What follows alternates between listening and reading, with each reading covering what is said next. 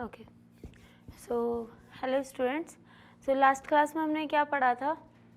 Nutrition in animals, right? Start ही किया था हमने। जनरल प्रोसेस के बारे में पढ़ा था कि न्यूट्रिशन इन एनिमल्स के जनरल प्रोसेस क्या है, और उसके साथ साथ जो हमने यूनिसेलुलर ऑर्गेनिज्म, जैसे हम अमीबा, एग्जाम्पल अमीबा, तो अमीबा में न्यूट्रिशन कैसे होता है, उसका पूरा प्रोसीजर क्या है, उसके बारे में हमने लास्ट क्लास में डिस्कस किया था। अगर आज देखें तो आज का हमारा लेक्चर होगा कि न्यूट्रिशन इन ह्यूमंस होता कैसे है।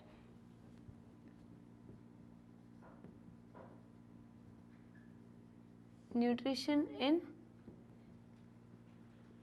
Humans, okay. सो नाउ जो प्रोसेस है न्यूट्रिशन इन एनिमल्स का, जिसमें 5 स्टेप्स हैं, ingestion, digestion, absorption, assimilation, egestion, वो सारी की सारी प्रोसेस जो है वो सेम है, बस थोड़ा तरीका डिफरेंट है। और जो ह्यूमंस का मोड ऑफ न्यूट्रिशन है वो कौन सा है?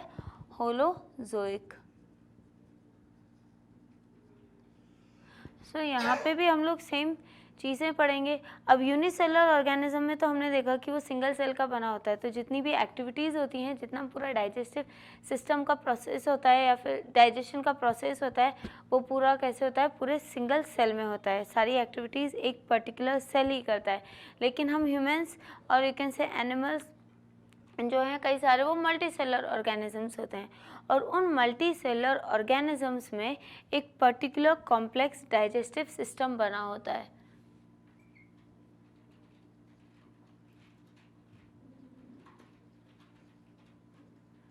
डाइजेस्टिव सिस्टम, तो ह्यूमन का डाइजेस्टिव सिस्टम काफ़ी कॉम्प्लिकेटेड स्ट्रक्चर्स है।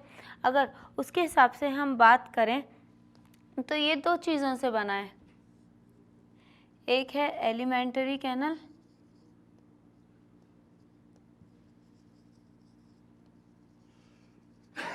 And digestive glands.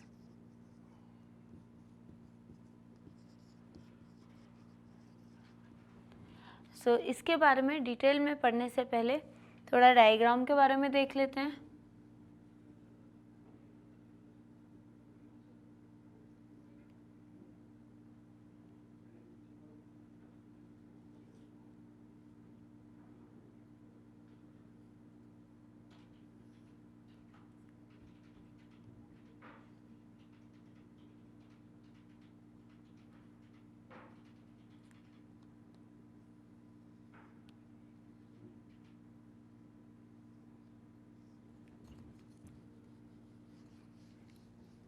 ओके, सो हमारा जो डाइजेस्टिव सिस्टम है वो 2 पार्ट्स का बना होता है। एक होता है एलिमेंट्री कैनल, दूसरा होता है डाइजेस्टिव ग्लैंड्स।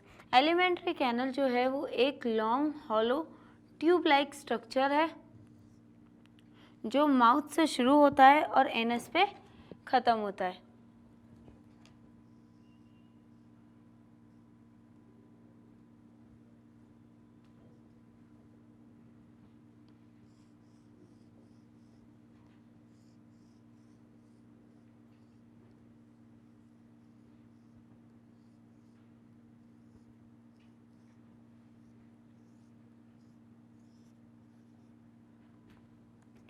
ओके, सो ये एलिमेंट्री कैनल है पूरा, जो माउथ से शुरू हुआ है और एनस पे ख़त्म हुआ है। इसके साथ साथ कई सारे डाइजेस्टिव ग्लैंड्स भी होते हैं जो हमारी बॉडी में प्रेजेंट होते हैं, और वो डाइजेस्टिव ग्लैंड्स कई सारे सेक्रीशंस को सेक्रीट करते हैं, जैसे कि कुछ एंजाइम्स, हार्मोन्स। तो डाइजेस्टिव ग्लैंड्स में जो डाइजेशन के लिए चाहिए होते हैं वो होती हैं एंजाइम्स। तो ये डाइजेस्टिव ग्लैंड्स क्या करते हैं? एंजाइम्स को सेक्रीट करते हैं, और ये एंजाइम्स हमारे डाइजेशन में बहुत ही हेल्पफुल होती हैं।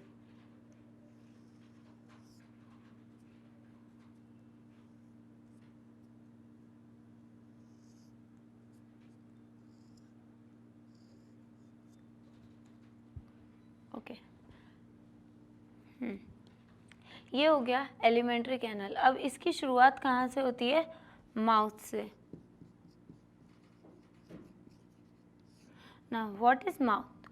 Mouth is nothing but a slit like opening।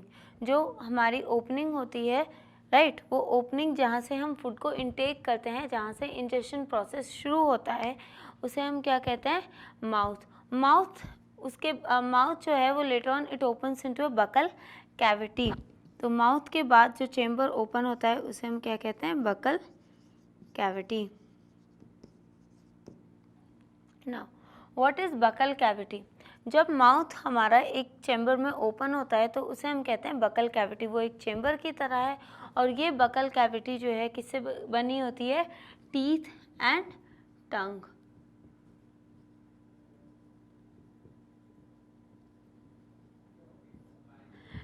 Okay, so this buccal cavity की जो रूफ होती है, रूफ ऑफ बकल कैविटी, वो काफ़ी हार्ड होती है और उसे हम क्या कहते हैं, हार्ड पैलेट।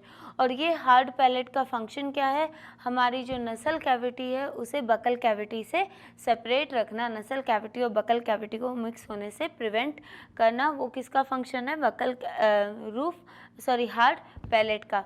अब जो फ्लोर होता है बकल कैविटी का, उस फ्लोर पे एक मस्कुलर स्ट्रक्चर प्रेजेंट होता है जो कि काफ़ी स्ट्रॉन्गेस्ट होता है और उस मस्कुलर स्ट्रक्चर को हम कहते हैं टंग।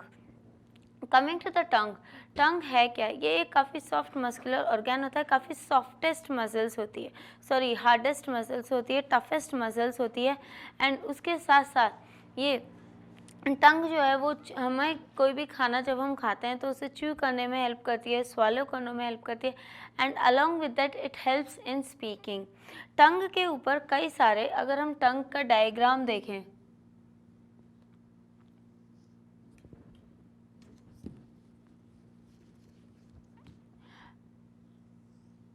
ओके, सो अगर हम टंग का डायग्राम देखें तो टंग के ऊपर कई सारे रिसेप्टर्स प्रेजेंट होते हैं और वो रिसेप्टर्स क्या करते हैं, सेंस करते हैं किसको, टेस्ट को, राइट। सो ये टेस्ट के लिए ये रिसेप्टर्स को हम क्या कहते हैं, टेस्ट बर्ड्स। और टेस्ट बर्ड्स हमारे टंग पे 4 टाइप्स के होते हैं।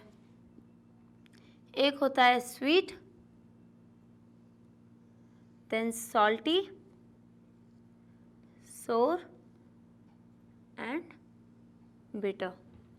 हमारी टंग पे कई सारे रिसेप्टर्स होते हैं, कई सारे छोटे छोटे होल होते हैं जो सेंस करते हैं टेस्ट को, एंड उसमें भी कई सारे डिफरेंट टाइप्स के टेस्ट बर्ड डिफरेंट पोजीशन पे, डिफरेंट लोकेशन पे प्रेजेंट होते हैं। जो हमारी टंग के टॉप मोस्ट और you can say just tip पे प्रेजेंट होता है उसे हम क्या कहते हैं, स्वीट टेस्ट बर्ड।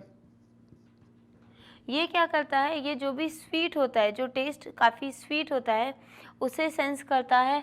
फिर आते हैं हम सोर पे, सॉल्टी।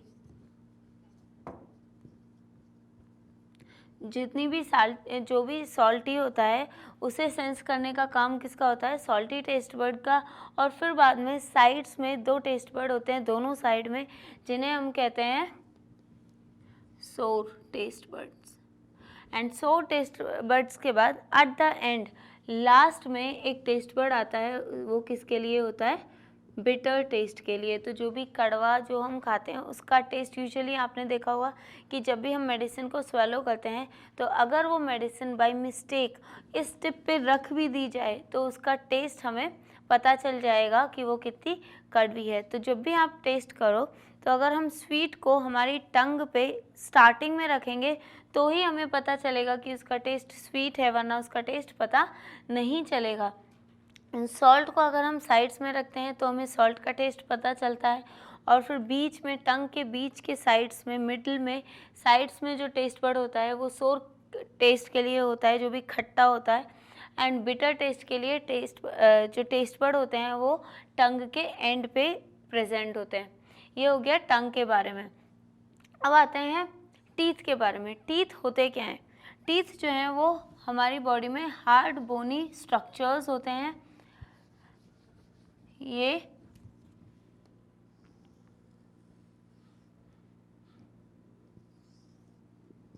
ओके, टीथ जो है हमारी बॉडी में हार्ड बोनी स्ट्रक्चर्स होते हैं और इनकी जो आउटर मोस्ट कवरिंग होती है उसे हम क्या कहते हैं, एनामेल।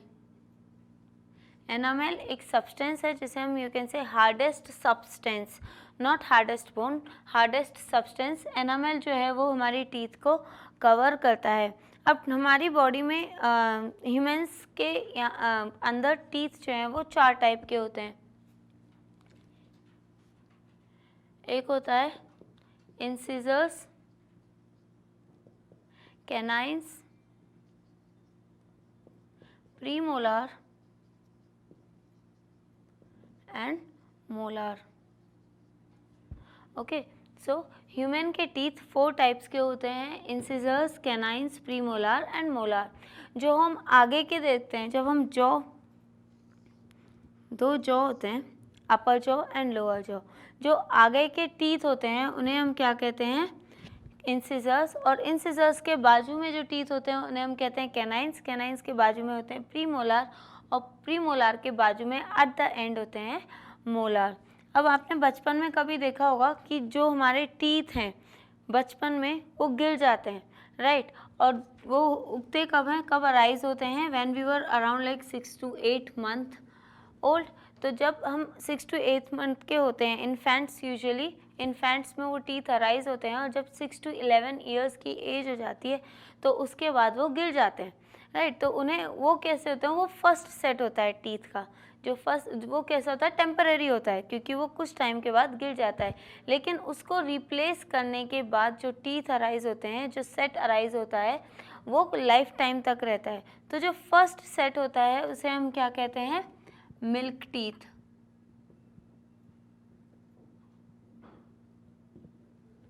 और जो सेकंड सेट होता है, जो लाइफ लॉन्ग हमारे बकल कैविटी में रहता है, उसे हम क्या कहते हैं, permanent teeth.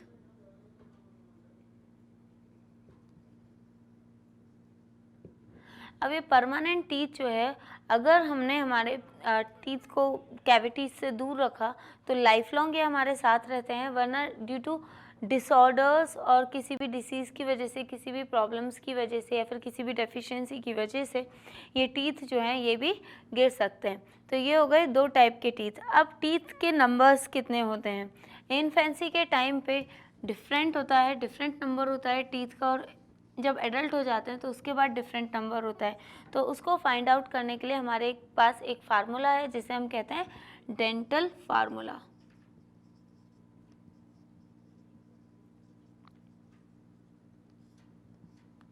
Dental formula milk teeth और परमानेंट टीथ दोनों के लिए अलग होता है।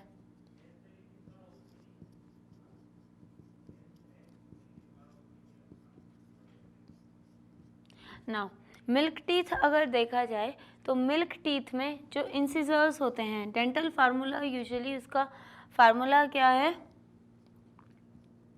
Incisor, canines, premolar and molar. ये अरेंजमेंट है मोलार। ये हो गया अपर जॉ और ये हो गया लोअर जॉ, ठीक है, हाफ अपर जॉ, हाफ लोअर जॉ। तो हमारा जो जॉ होता है उसे अगर हम हाफ साइड से देखें, मतलब आधी साइड का अगर हम देखें, तो आधी साइड में जो हम अरेंजमेंट देखेंगे वो देखेंगे सबसे पहले इंसिजर्स की, कैनिन्स की, प्रीमोलार की एंड मोलार की। अब जो डेंटल फार्मूला में मिल्क टीथ की अरेंजमेंट होती है वो होती है, इंसिजर्स होते हैं 2, कैनिन्स होता है 1, प्रीमोलार मिल्क टीथ जब होते हैं, इन्फेंट्स जो होते हैं उनमें प्रीमोलार एब्सेंट होता है, एंड मोलार कितने होते हैं 2, ठीक है, और नीचे भी 2, 1, 0, 2। तो इंसिजर्स कितने हो गए 2, कैनिन्स 1 एंड दिस वन प्रीमोलार हो गए 0, क्योंकि प्रीमोलार जो हैं वो एब्सेंट होते हैं बच्चों में, और जो मोलार होते हैं वो 2 प्रेजेंट होते हैं। अब हमने देखा कि ये हाफ अपर जॉ का है, राइट? ये हो गया हाफ अपर जॉ, हाफ लोअर जॉ। तो टोटल कितने हो गए, 2 + 1 3, 3 + 2 5, तो 5/5। अब ऊपर आधे साइड में 5 हैं और नीचे आधे साइड में 5 हैं, तो टोटल हो गए 10, राइट? अब ये जो 10 टीथ हैं ये आधी साइड के हैं, और आधी साइड के फिर कितने हो गए, आधी साइड के भी 10 होंगे, तो टोटल 10 + 10 कितना हुआ 20। तो जो इन्फेंट्स में, जो बच्चों में टीथ होते हैं, जो मिल्क टीथ होते हैं, उनके टोटल नंबर कितना है 20। Now coming to the permanent teeth.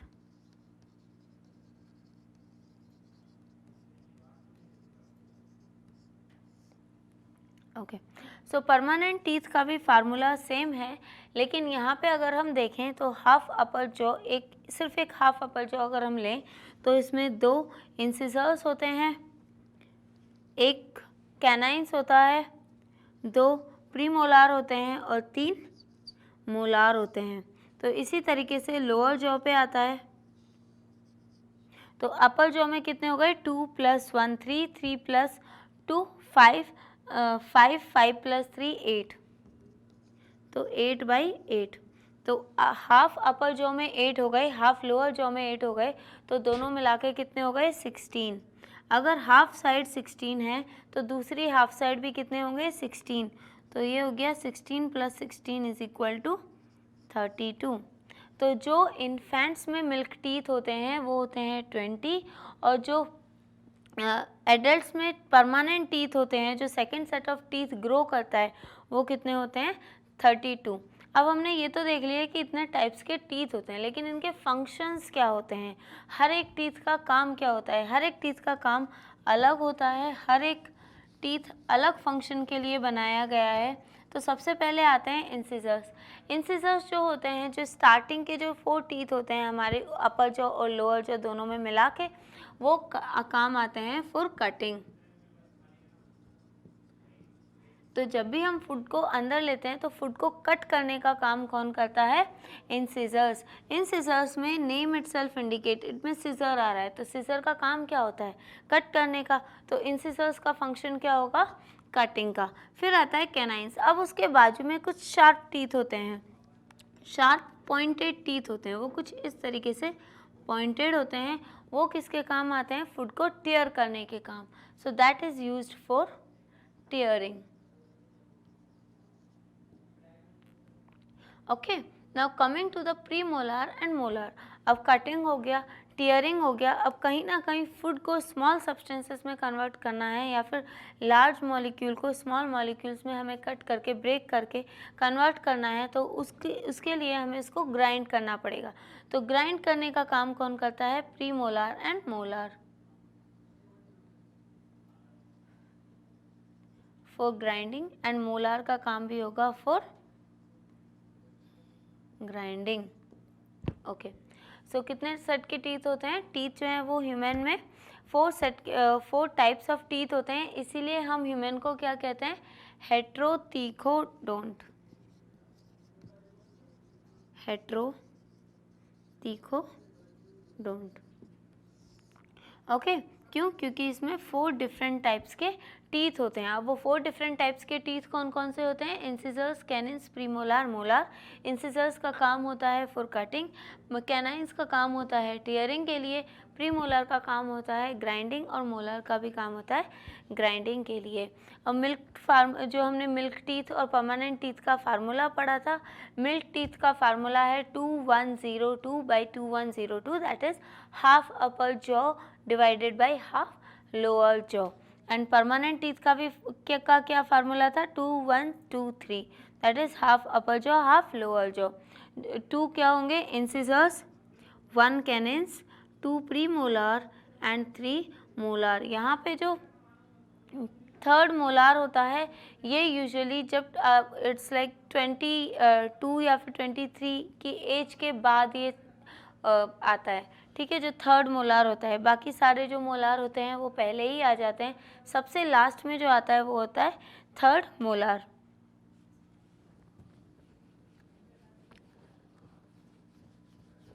तो ये हो गया बकल कैविटी।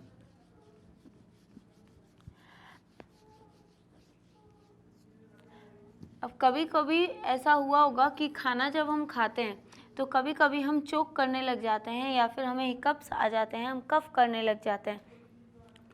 तो वो किसकी वजह से होता है, वो होता है जब खाने का कोई भी पार्टिकल या फिर जो फूड पार्टिकल है वो हमारी विंड पाइप के अंदर चला जाता है। What is wind pipe, wind pipe is nothing but the trachea, जहाँ से हम सांस लेते हैं, जो ऑक्सीजन और कार्बन डाइऑक्साइड को हमारे लंग्स के अंदर लेके जाता है, उसे हम क्या कहते हैं, ट्रैकिया। तो ट्रैकिया को विंड पाइप कहते हैं। तो जब भी फूड पार्टिकल्स गलती से हमारे विंड पाइप में एंटर कर जाता है तो हमें हिकअप्स आने लगते हैं, कफ होने लगता है।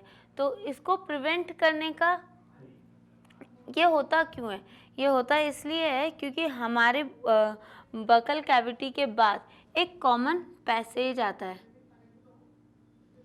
राइट। एक कॉमन पैसेज आता है जहाँ से विंड पाइप और food pipe in the sense oesophagus, wind pipe और फूड पाइप दोनों का रास्ता सेम होता है। It is the same way और same pathway for food pipe and wind pipe. तो इस वजह से क्या होता है, कभी कभी जो फूड पार्टिकल्स है वो ट्रैकिया में एंटर कर लेता है।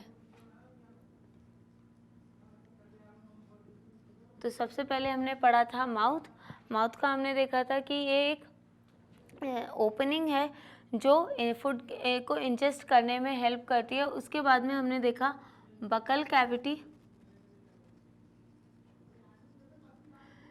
जो माउथ जिस चेम्बर में ओपन होता है उसे हम क्या कहते हैं, बकल कैविटी। अब बकल कैविटी के बाद जो बकल कैविटी जिस चेम्बर में ओपन होती है या फिर जिस एरिया में ओपन होती है उसे हम क्या कहते हैं, फेरिंक्स।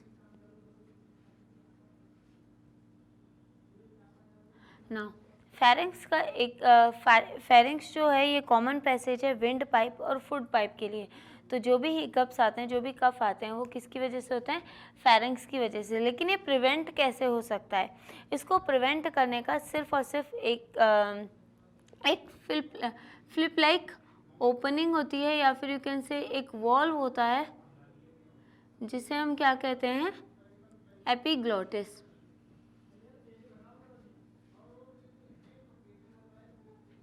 ठीक है, ये एपिग्लोटिस करता क्या है, जब हम खाना खाते हैं, जब हम फूड को इंटेक करते हैं तो ये ट्रैकिया की ओपनिंग को क्लोज कर देता है और जो खाना है उसको कहाँ पे गाइड करता है, फूड पार्टिकल्स को ईसोफेगस में गाइड करता है। तो इस एपिग्लोटिस की हेल्प से हम हमारा जो फूड है वो ईसोफेगस में एंटर कर लेता है। इसके बाद हम पढ़ेंगे ईसोफेगस, स्टोमक, जो भी हमने पढ़ा था, एलिमेंट्री कैनल,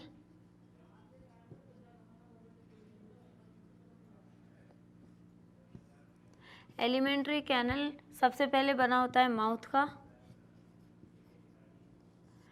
फिर बकल कैविटी,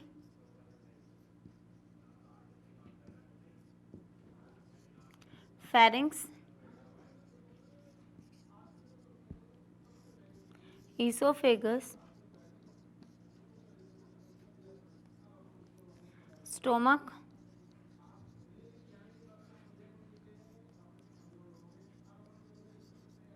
स्मॉल इंटेस्टाइन,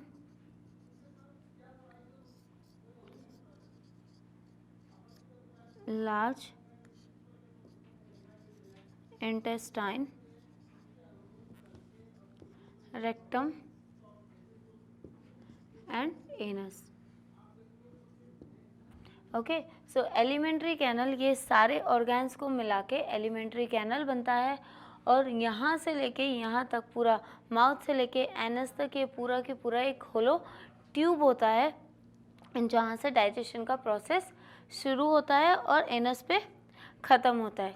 अब इसके बाद में आज की क्लास में बस इतना ही। नेक्स्ट क्लास में हम पढ़ेंगे oesophagus, stomach, small intestine, large intestines के बारे में और कुछ डाइजेस्टिव ग्लैंड्स के बारे में जो एंजाइम सेक्रीट करते हैं और किस तरीके से वो एंजाइम्स जो है हमारे फूड को डाइजेस्ट करने में हेल्प करती हैं।